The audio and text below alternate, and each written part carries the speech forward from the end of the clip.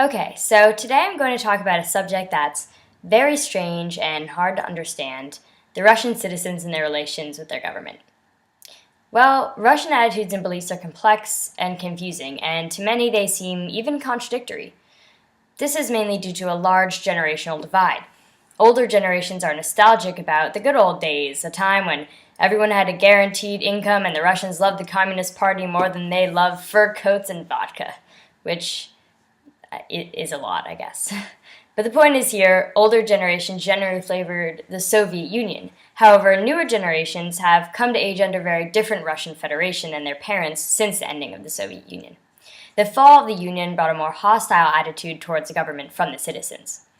Now, it's hard to say just exactly what the problems the citizens have with their Russian government because political opinion polls are not extremely common in Russia. This leaves many Russians unheard by their government.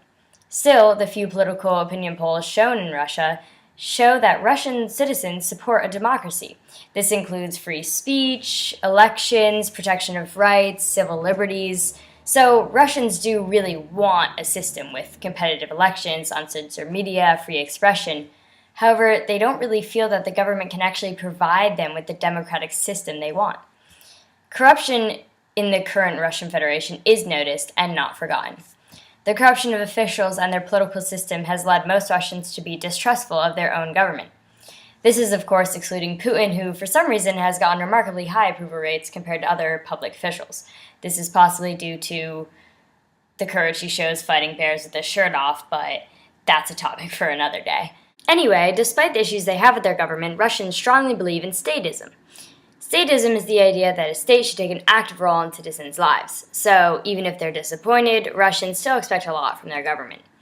Still, Russia has shockingly low levels of participation in interest groups, despite their disapproval of current policy. This may be due to Russia's long history of citizens functioning more as subjects to their government rather than participants in their government. Authoritarian, even totalitarian leaders may seem natural to many Russians. A 2007 study, Voices from Russia, Society, Democracy in Europe, brought back statistics supporting this idea. According to the poll, 65% of Russians find it hard to describe what democracy means, 94% of Russians feel that they have little or no influence over what happens in Russia, 82% of Russians feel little or no responsibility for what goes on in their country, and nearly two-thirds of Russians think that the authorities and state officials are above the law. Despite Russia having many problems with the way their country is run, there seems to be a toleration for corruption among citizens. As long as they have buying power and their livelihood is improving, it seems that complaints towards government will not become actions anytime soon and will instead remain simply complaints.